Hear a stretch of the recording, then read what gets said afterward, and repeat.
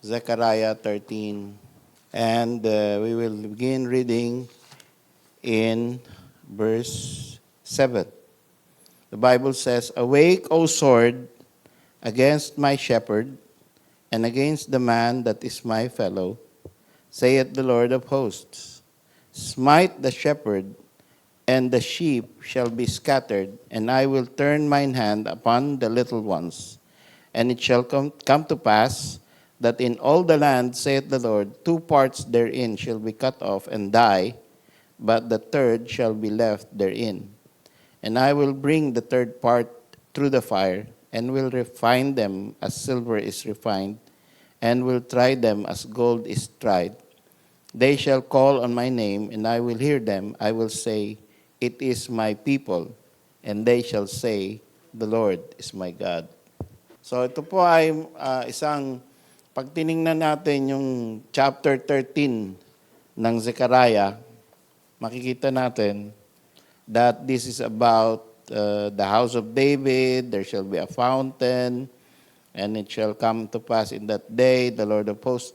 So ito ay mga future things. And sometimes pagka nagbabasa ka ng prophetic book, no, ay hindi mo mailagay yung daliri mo sa timeline. Hindi mo malaman ito dito nag-uumpisa. Ito ibig sabihin ganyan, ito ibig sabihin ganyan. Bigla na lang parang out of context minsan ay yung pala yun. No? So, makikita natin mamaya kung ano ang kinalaman nito sa Messiah. The 5 points of Zechariah that points to the Messiah. Makikita natin dito na ang ating Panginoong Kristo bago pa siya dumating, of course, Zechariah, one of the minor prophets na tinatawag. Major prophets, Isaiah, Jeremiah, Ezekiel. Then the minor prophets starting with Daniel and ending with Malachi. So itong mga to, lahat yan ay prophecy about that day. Pero yung that day ay minsan hindi mo malaman ang scope. Minsan tinutukoy nila yung day of the Lord Jesus Christ na kung saan siya ay nandito sa lupa. At minsan tinutukoy yung day of the Lord Jesus Christ na siya ay naghahari na sa lupa.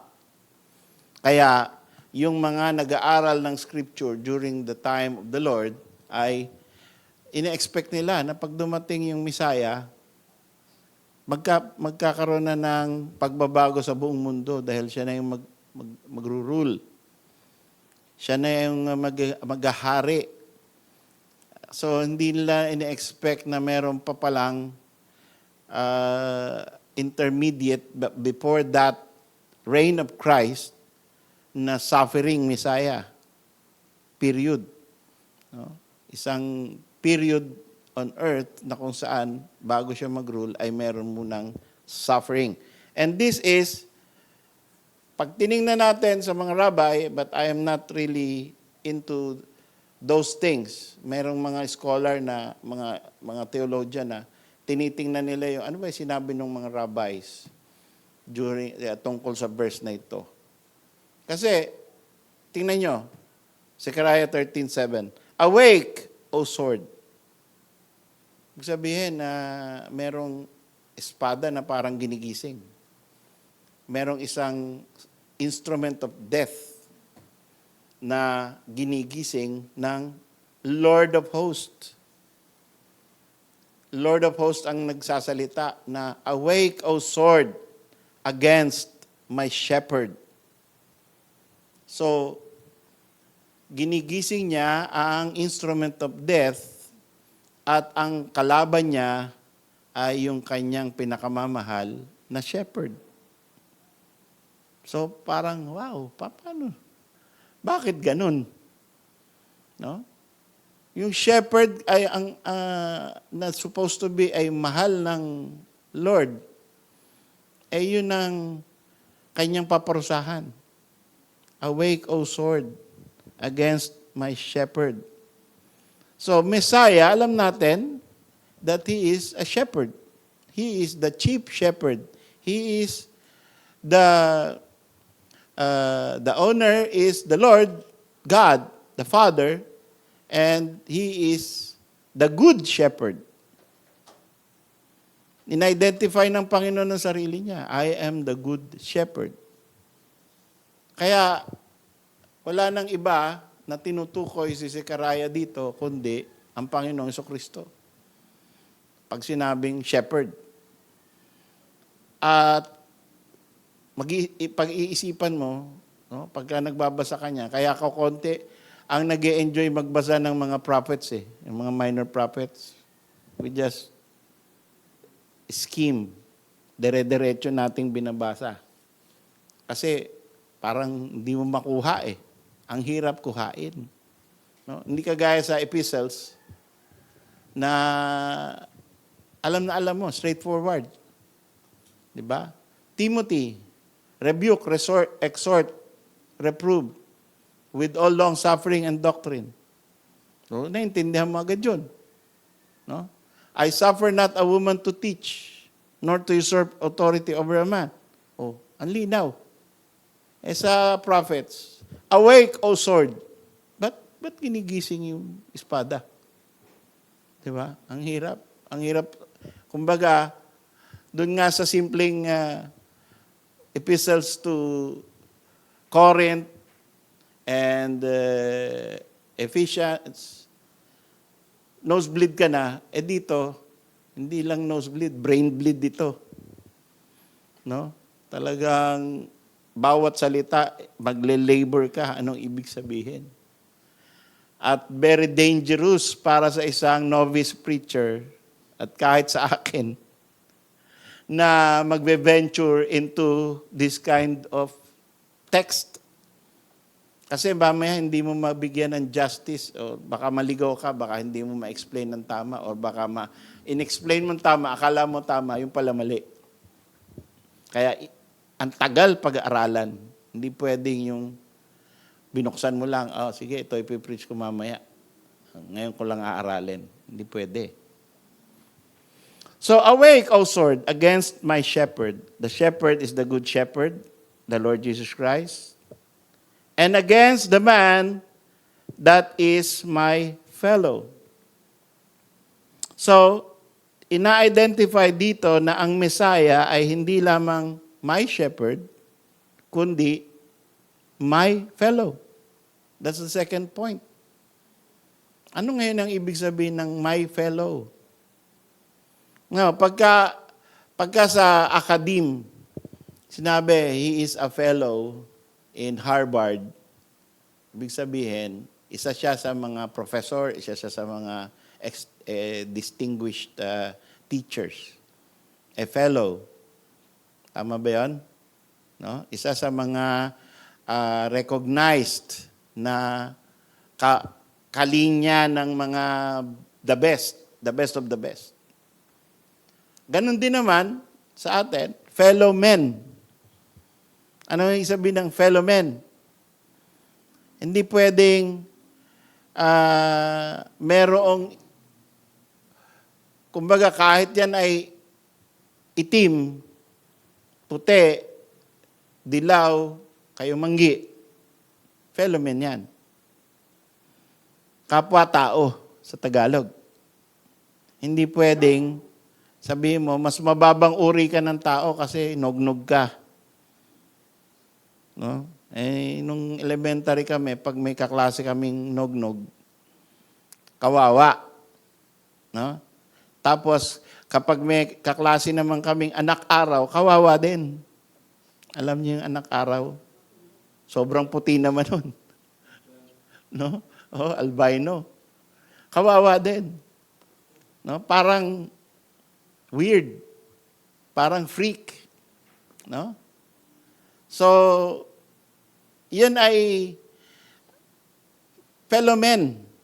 Kahit ano pa ang kulay, kahit ano pa ang itsura. Kapwa-tao natin yan. Hindi natin pwedeng apihin. At hindi natin pwedeng sabihin na subhuman ang isang fellow men.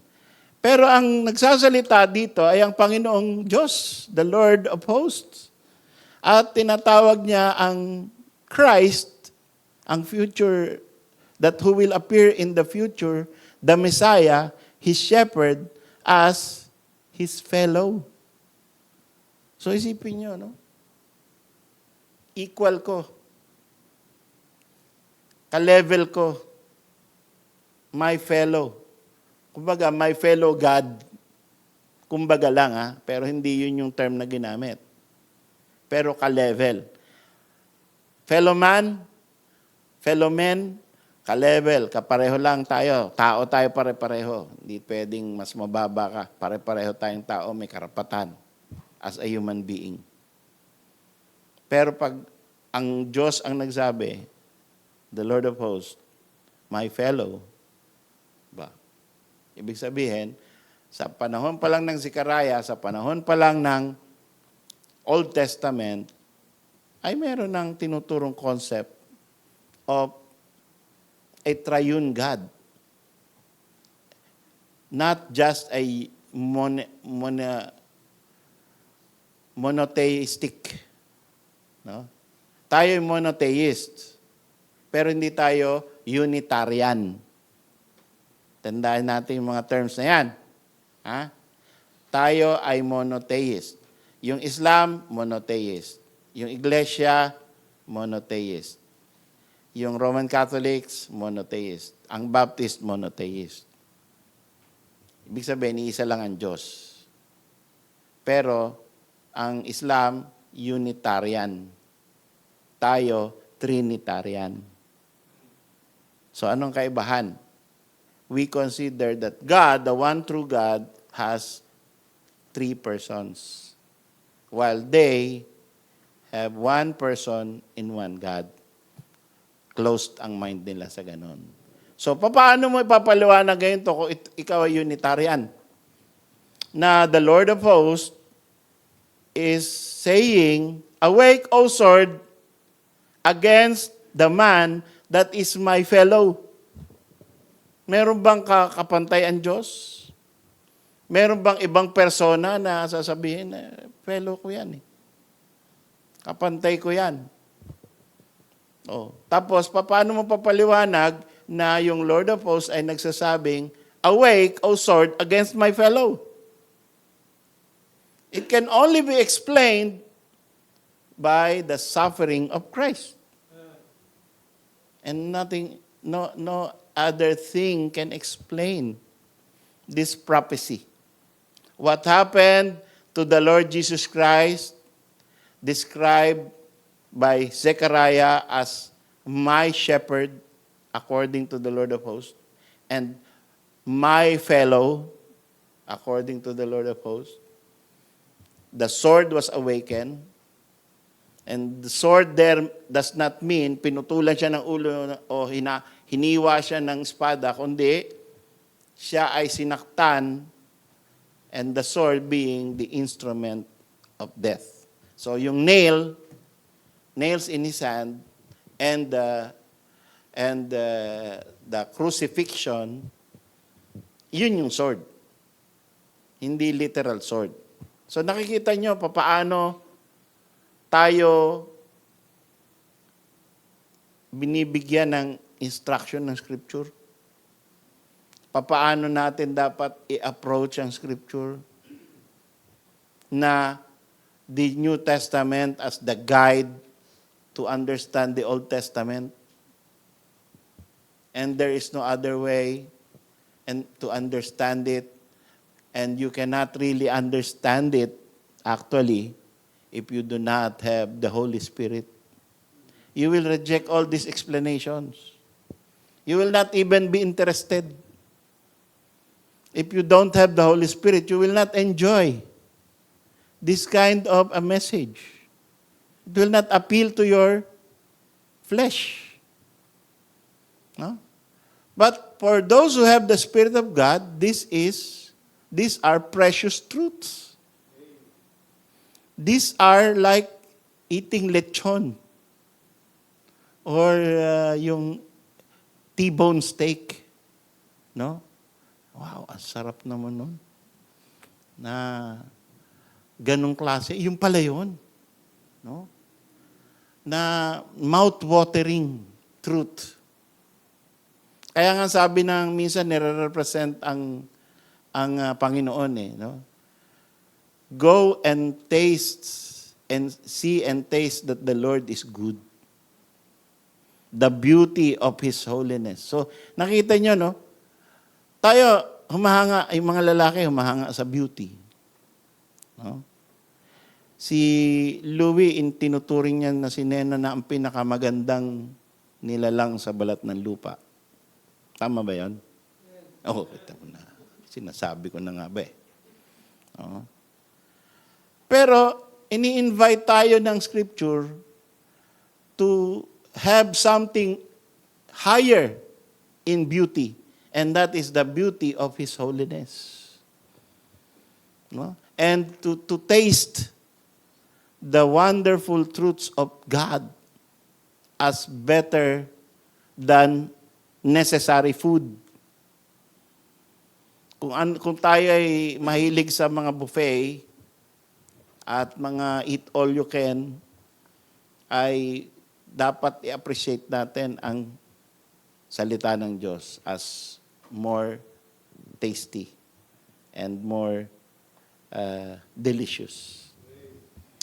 So, nakita po natin, pangalawa pa lang yan, that the Messiah is one, shepherd, and number two, Messiah is a fellow.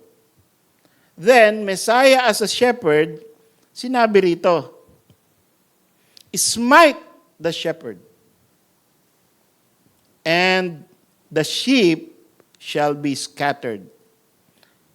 So, paano ngayon tayo ni-lead ng New Testament na ito ay referring to Messiah? Let's turn to Matthew 26:31. Sapagkat dito sa Matthew 26:31 ay ibinigay ang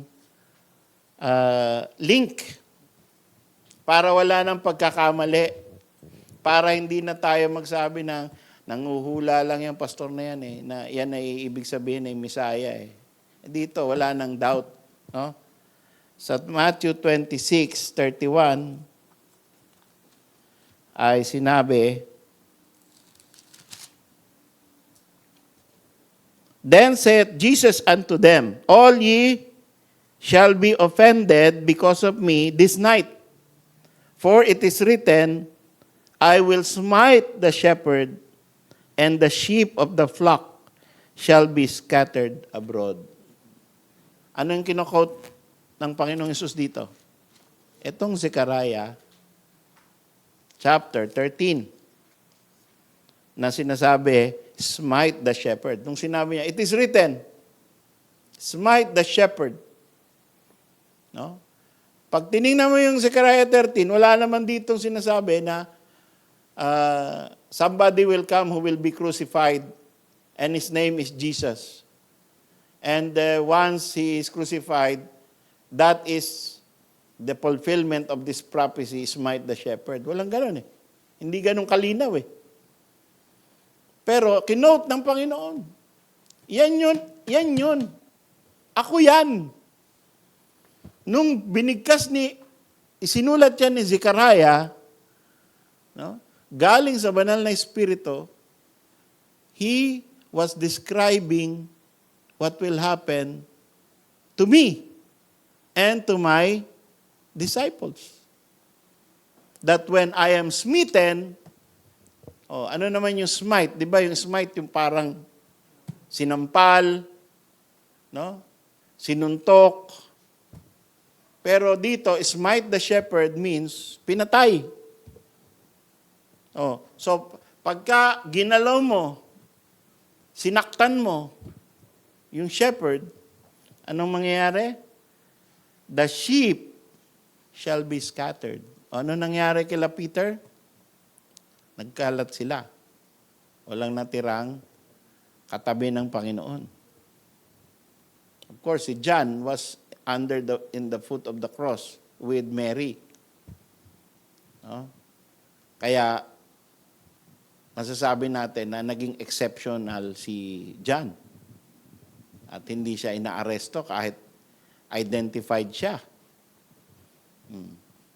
Pero itong masasabi natin na generally speaking, yung mga disciples nagkahiwa-hiwalay when the shepherd was smitten. When the Lord Jesus Christ was crucified, walang nag-rally. Walang nag-peace rally. 'Di ba? Dami-daming natulungan ng Panginoon, pinakain, 5,000, pinakain, binigyan ng healing, no? At almost takot na yung buong si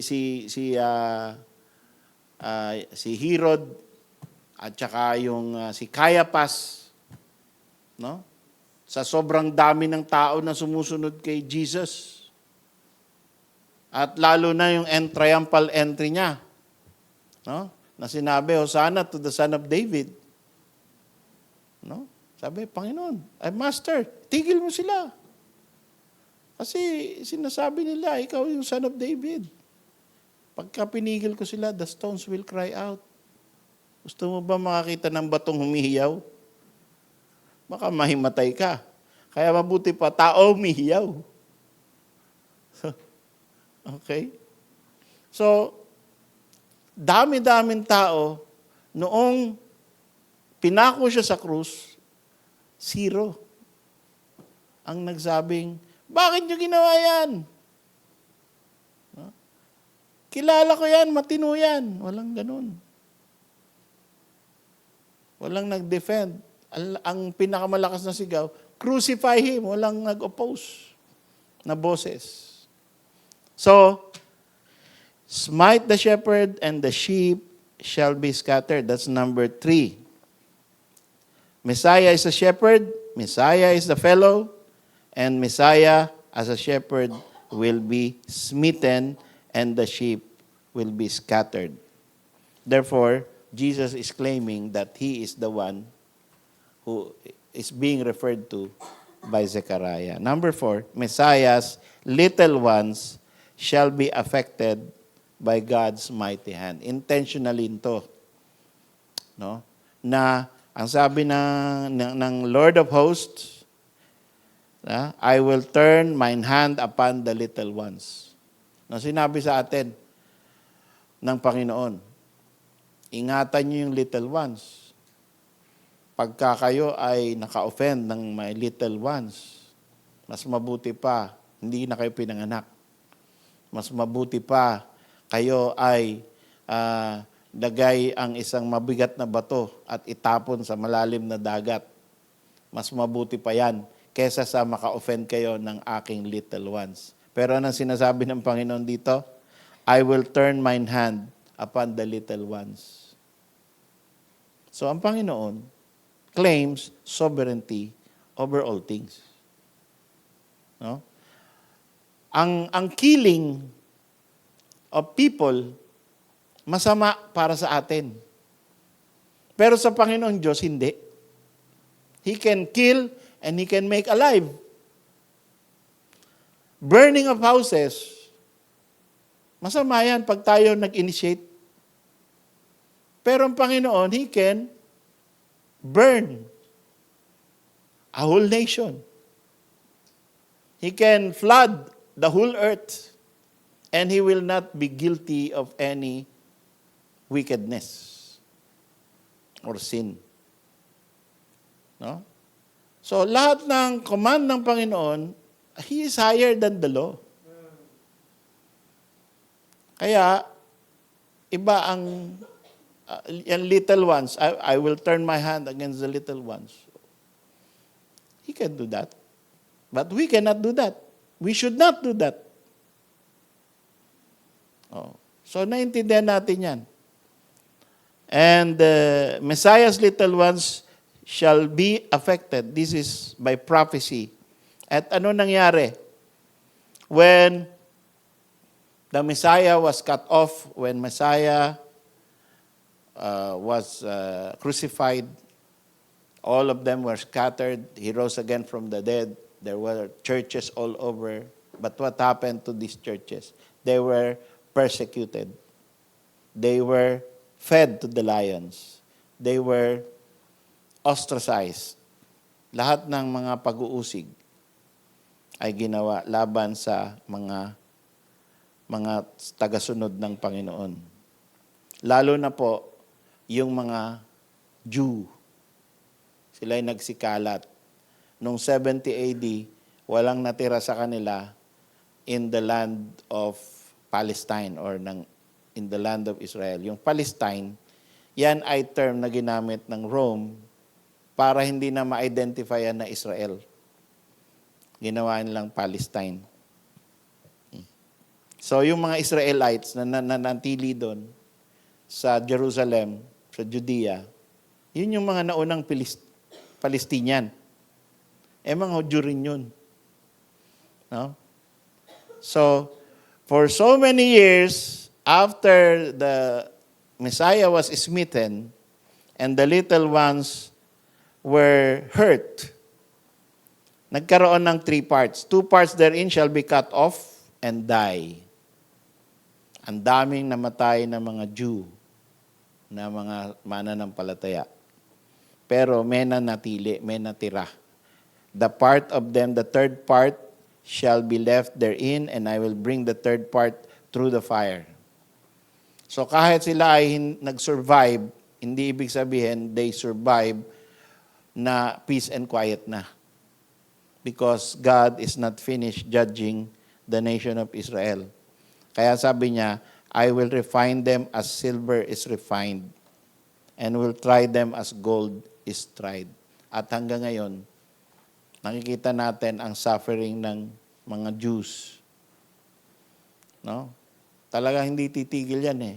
Dadating pa yung mas pinakamatindi. Hindi pa ito yung time of Jacob's trouble. Mas matindi pa ang darating pagdating ng Antichrist. Yun yung time of Jacob's trouble. No? Pero, magkakaroon ng redemption because God is faithful to His people, and therefore, as they are being refined and they are tried as gold, they shall call on my name. Sabi ng Zechariah, tatawag sila sa aking pangalan at pakikinggan ko sila. And I will say, it is my people. And salvation will come. And destruction to the enemies of God's people will come. And they shall say, the Lord is my God. Kaya ganyan po ang exactly talaga. Nakita natin. No? Nakita natin. Mula ng sinabi ni Zechariah yan, nakita natin ang fulfillment, tapos nakikita-kita na natin ang darating na fulfillment. Dahil nangyari na yung mga sinabi, ito ang maganda sa prophecy. No? Dahil napatunayan na natin na totoo lahat yung mga sinabi tungkol sa Messiah, sigurado rin tayo na totoo na yung hindi pa natutupad, mangyayari. To the letter. Kaya hindi tayo nagwo-worry sa global warming na madi-destroy ang mundo. No? After 12 years. 12 years ago, sinabi nila, sa 12 years na lang ang mundo. 13 years na ngayon. hindi pa rin tayo extinct. No? So, di po tayo naniwala sa mga ganyan.